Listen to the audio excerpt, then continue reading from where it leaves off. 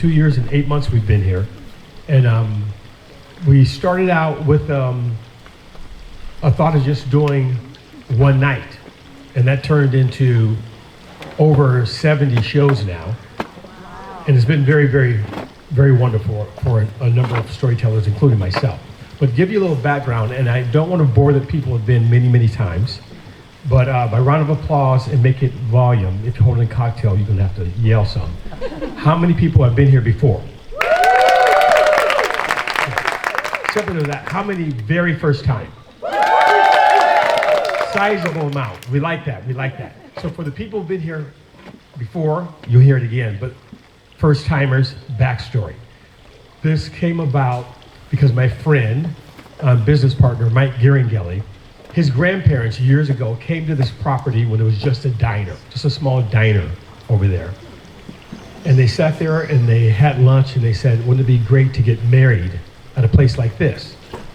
And so they got married here, and that night they made a wedding promise to themselves to one day maybe own a place like this. So Grandpa Joe worked and worked and Grandma worked and worked, and they got this property. But the kicker to the story is these beautiful redwood trees were not even here. Close to 100 years ago, his grandfather got some 15-foot saplings, planted them here, and now we're here sharing stories. Right? Kind of beautiful, kind of beautiful. And redwoods, they don't go very deep. They're just below the surface and they interconnect, and that's what storytelling does. It connects us. When it comes to storytelling, it's not enough to put yourself in someone else's shoes. You got to put them inside your story. Brings us closer. Salman Rushdie, I remember this time, once said when a child is first born, they request safety and protection. The very next thing a child asks for when they're capable of doing so is to tell me a story. Tell me a story. And there's a lot of AI out there. There's a lot of artificial intelligence, there's a lot of that. And that can help you get projects done faster. I use it myself for planning things. When you come here, we're doing AI as well, but it's different. This is authentic interaction. Bam, right? And so we beg of you, on the break, don't pull out your phone. Stay connected to this beautiful setting. Stay connected to what's happening. In fact, if you want to pull it out and take a picture and send it to Redwood Nights on Instagram, that's good. But other than that, try to stay off your phone and introduce yourself to a neighbor or someone by the charcuterie or the back bar. Exchange a name, maybe a tiny anecdote.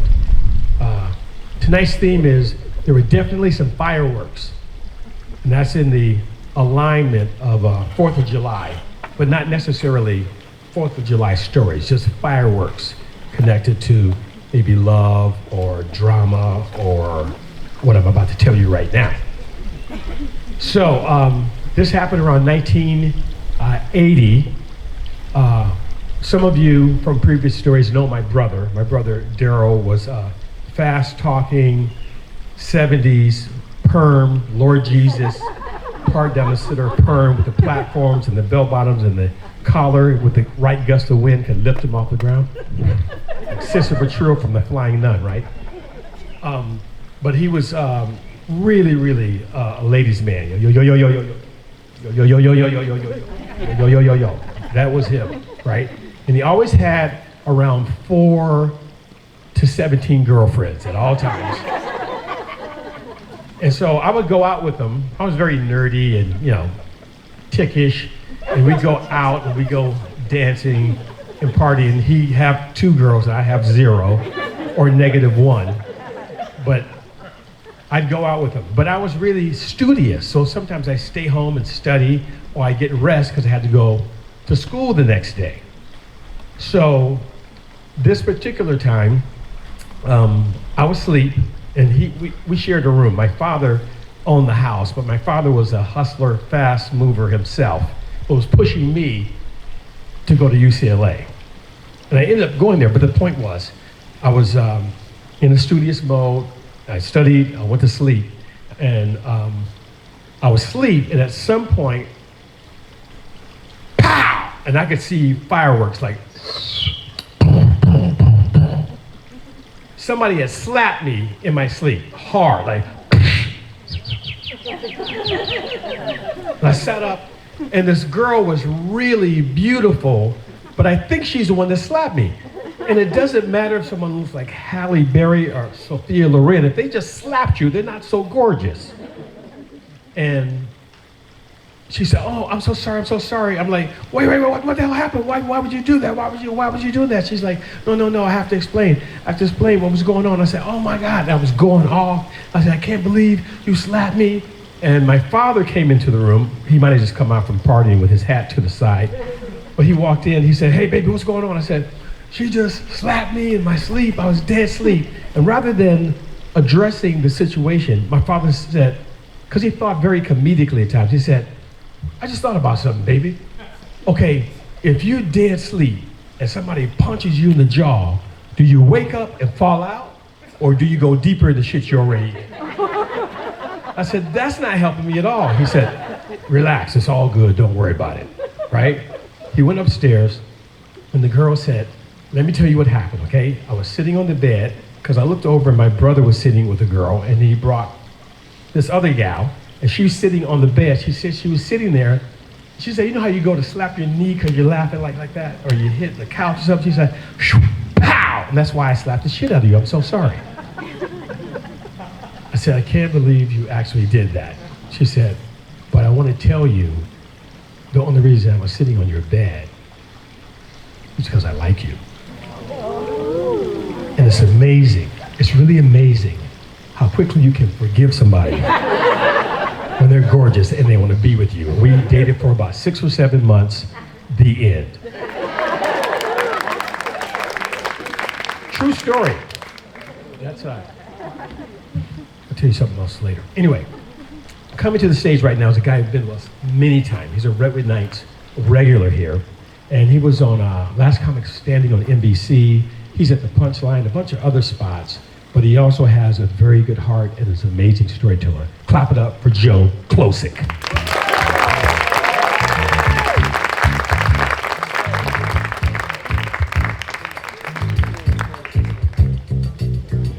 Hello, everybody. Keep it going for Don. Come on. So this story takes place in the late 70s in a suburb outside of Chicago in Illinois, and I was in 8th grade, and it was a week before confirmation. If you're not Catholic, good. Those of you who are, you know what confirmation is. That's that moment when you're supposed to stand in front of God and the church and confirm that you are a Catholic. And what better time to give your soul over to the eternal Creator when you're 12 years old, right? I'm just trying not to get an erection in math class, but this is the time to make me responsible for the rest of my eternal life, right? I didn't want to do it. I did not want to do it. And I had a lot of wheels spinning inside me as a kid. I probably asked too many questions, but they were sincere because I just didn't understand it. And I got into so many arguments with teachers that I didn't mean to get into arguments with. I was at odds with my parents all the time. And I should explain that a big part of why I was arguing about religion was my mom had been a nun for 10 years. That's the appropriate reaction right there, yeah. She was a nun, and right before she was to take her final vows at the 10-year mark, she decided no. So she didn't follow through on confirmation, one might say.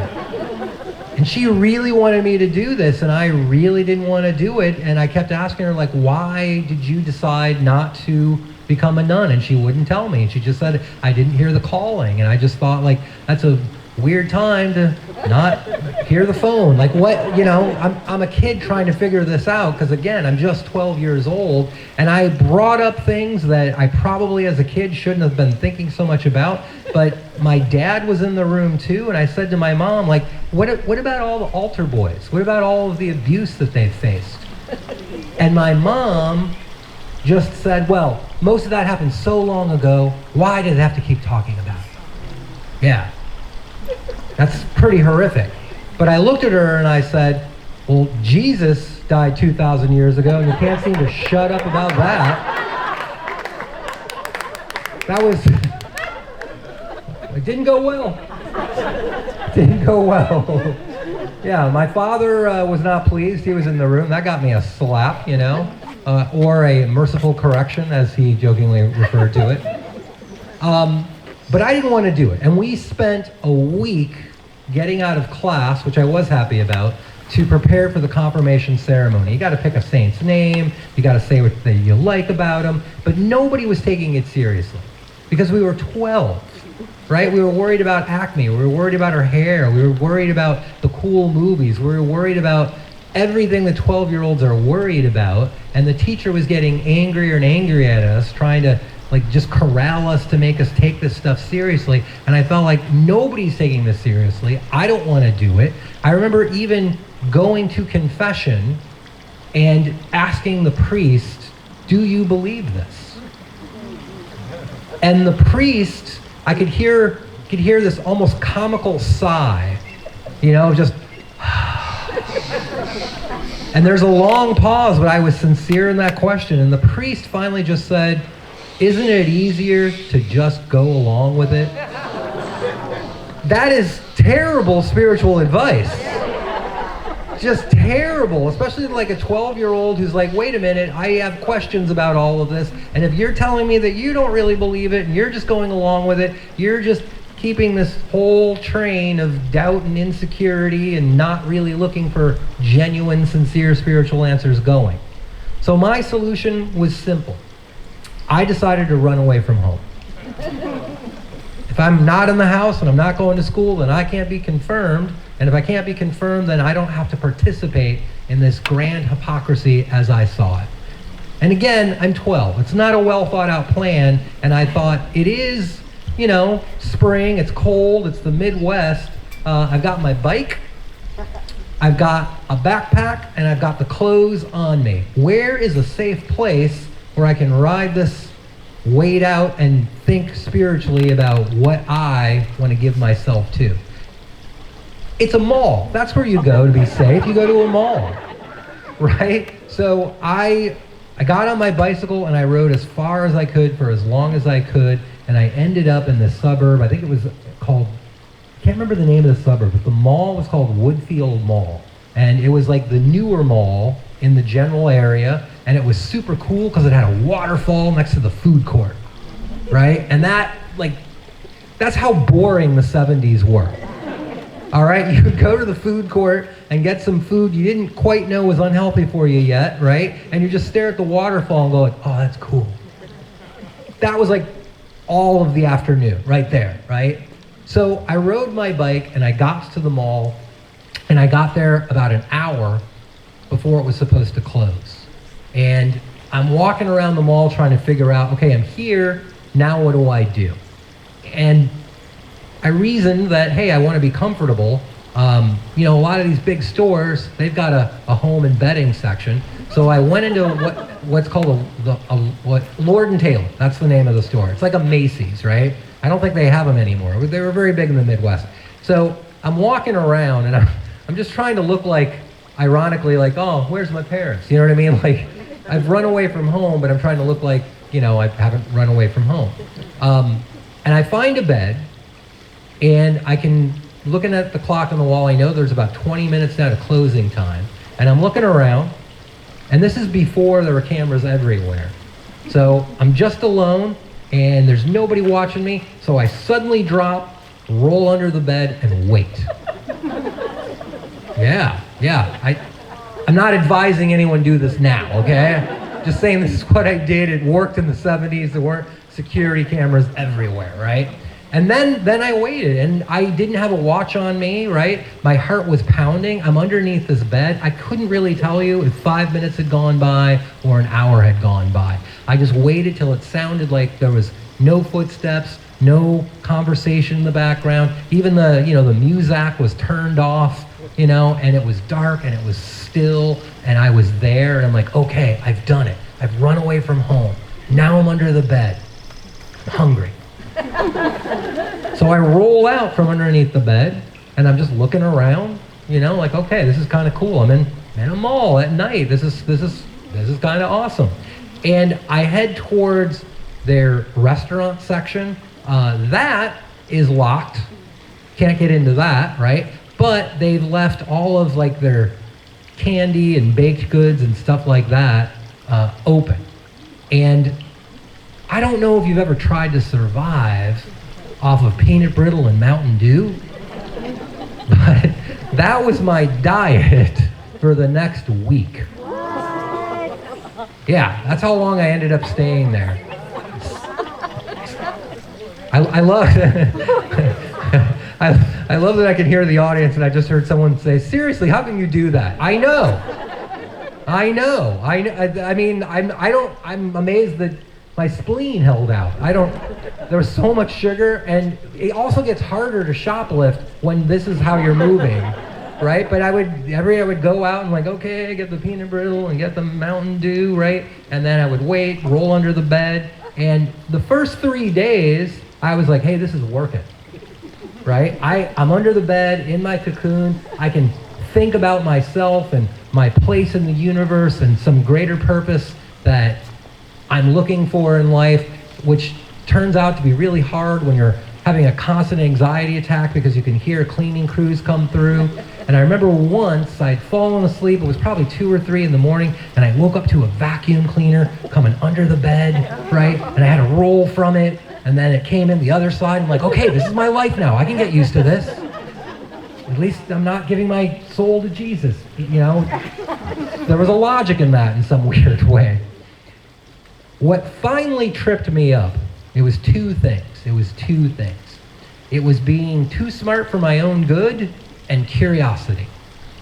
One of the things that I realized was if I wanted to go into other parts of the mall, what kept me inside the major department store was they had lasers. And this was still a relatively new invention for the 70s, right? And I was that kid that would see something in a movie and then go to the library and see if it was true.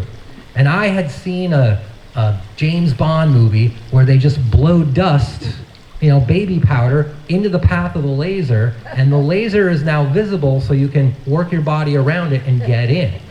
That's true. Baby powder is such fine particulate matter that it will show where the laser is, but it's not solid enough to break the laser so the alarm doesn't go off. So now I'm going around at night, shaky, getting my peanut brittle and Mountain Dew, blowing my baby dust, right? Just trying to avoid the lasers. And I've gotten pretty comfortable. I'm like, yeah, I'm gonna live here now. I'm gonna do this. This is okay. Someday there might be more than peanut brittle. Christmas will come around. There's probably gonna be nutmeg. Who knows? So I wandered more and more through the department store, and I found the whole TV wall. I turned on all the TVs. That is such a fantasy as an 11-year-old. Just to like turn all the TVs on and just like watch The Love Boat on 20 different TVs. It was amazing. I loved that. And one night I'm coming back, right? And I got my tin of peanut brittle and I got my 6-pack of Mountain Dew, and I'm going through them all, trying to avoid the lasers. And I'm going through the ladies section, and I walk by a mannequin. Yeah, that's the noise. Yeah, I walk by the mannequin and curious. The mannequin looks like an attractive girl that I had a crush on in the 8th grade, and when am I going to get this opportunity ever again? You're all looking at me like I'm creepy. I know. Okay, I'm not proud of this, but yes, I unbuttoned the buttons of the mannequin, and I'm like, oh, they're smooth. And I didn't know. I had no experience. I thought there'd be more, but it still looks like it's in the shape of a woman, and that's pretty beautiful. And I'm like, well, I am on my way back to my bed. So I picked the mannequin off the stand, and I had her under my arm, and now, I've got the mannequin and the peanut brittle and the Mountain Dew and the baby powder, and I'm just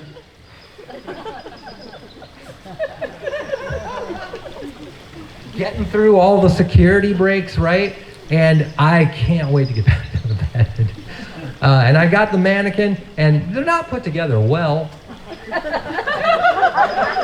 So an arm falls off. And I'm looking back, and I'm like, choices need to be made. That's not the important part. And I keep moving. You know, it's just the arm. What's that, you know? Keep going, you know, a little bit more. I'm shaking because of all the adrenaline and the Mountain Dew now, right? A leg falls off. And again, okay. Seen legs, I don't need that part. I get back to the bed, and I'll spare you. But I fell in love. No, I was a curious boy. And there I am with my beautiful one-armed, one-leg mannequin crush, right? And, you know, your excitement gets away from you, and I fell asleep on top of the bed. Yeah. I think the sugar, the adrenaline, everything, I was just knocked out. What I didn't realize in the moment is I wasn't as cautious with my lady as I thought I was. And maybe one of the dropped body pieces or my shakiness, it triggered the silent alarm. The laser broke. Now this is a small midwestern town, and I don't know where this alarm went to, but I woke up like this. Somebody yelling, "Wake up! Wake up!" And as soon as I woke up, I was 6 inches from a gun. And it's a cop, and it's a nervous cop. I mean, I was shaky, but I don't know why he was shaking. You know, and next to him is what I imagine was like the president of the store or something, and she's sent in case an alarm goes off, and she's just clutching her purse, and you know, they're looking at me, and they're looking at the mannequin beside me, and they're looking back at me, and I'm just like, don't shoot, it's just me, which is not helpful at all. That's not, nobody is being put at ease by that. And they're convinced that I am part of some robbery ring. They're convinced that I am some distraction while this crew clears the store out. And I gotta be honest, just as a little aside, that is the shittiest robbery crew ever. Right, if they were gonna recruit a kid to get busy with a mannequin and to fall asleep here while we clear everything else out and you deal with the kid. It's great distraction, but not gonna work, right?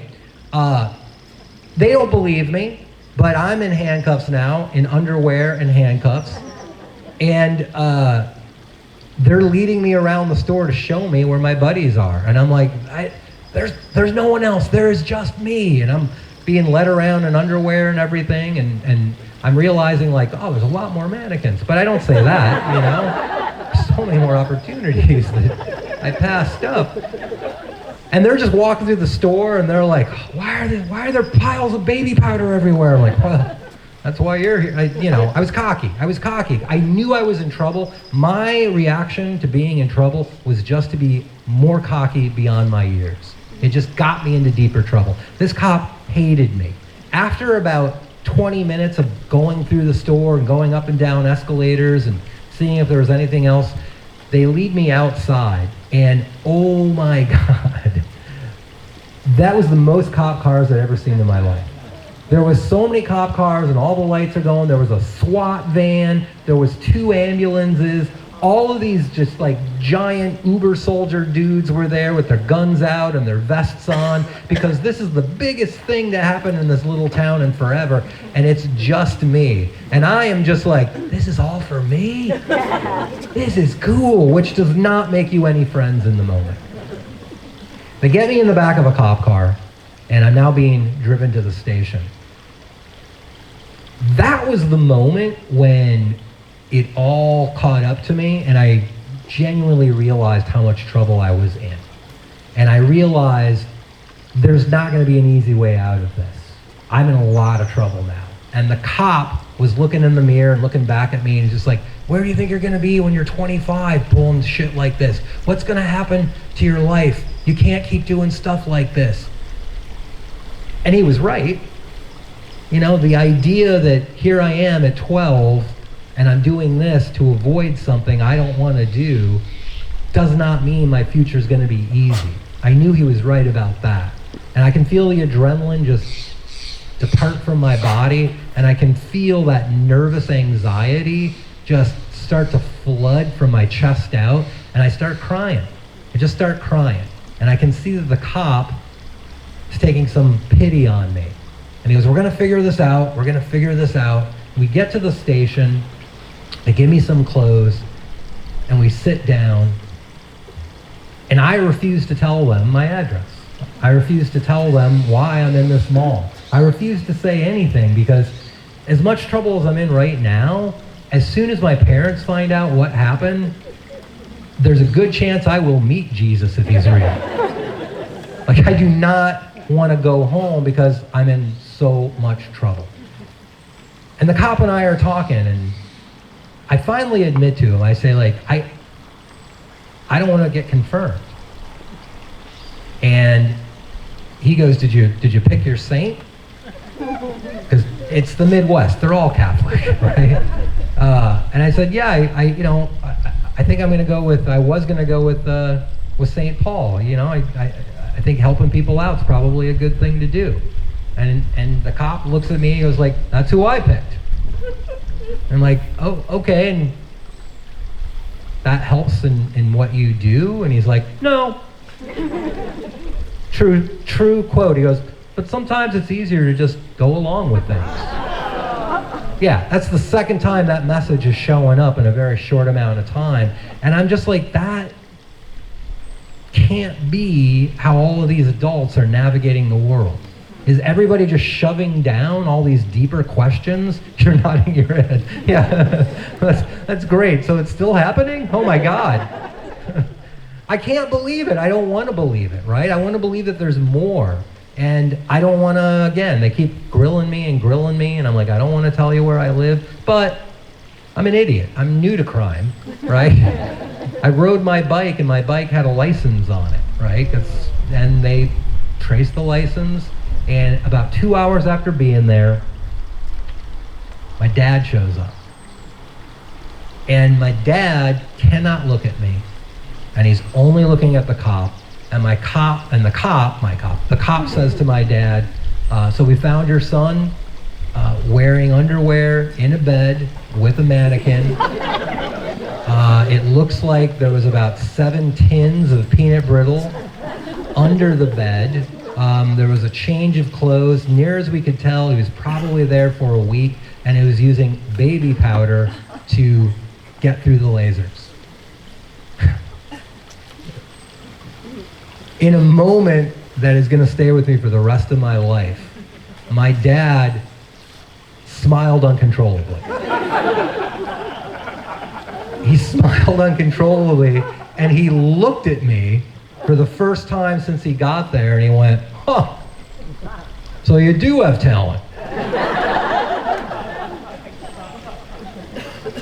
We got in the car, and we didn't speak. It was about an hour ride back home. It's Midwest, it's the suburbs, it's quiet. We start going down the streets. I know we're getting closer and closer to home. And I want to say to my dad, you know, like, do you have questions inside you that you've never resolved? Do you have a need to have those answers? Do you ever wonder if there's more than just God? Like, do I have to be confirmed? Do I have to do these things in order to just go along? I want to say this all to my dad, but I'm 12. I don't have those words yet. I can't articulate that, you know? All the adrenaline and cockiness is gone. We finally pull into the driveway. Dad turns off the car. I can hear the engine kind of ticking. It gets very, very quiet, very, very still. There's no sounds anywhere, not even birds, not wind in the trees, and we're both sitting in the car. I'm just looking down at my feet. My dad is just staring out through the windshield, and finally he just looks over at me and he just says, we're going to talk about all of this in the morning, but let's not tell your mother about the mannequin. Those are my fireworks.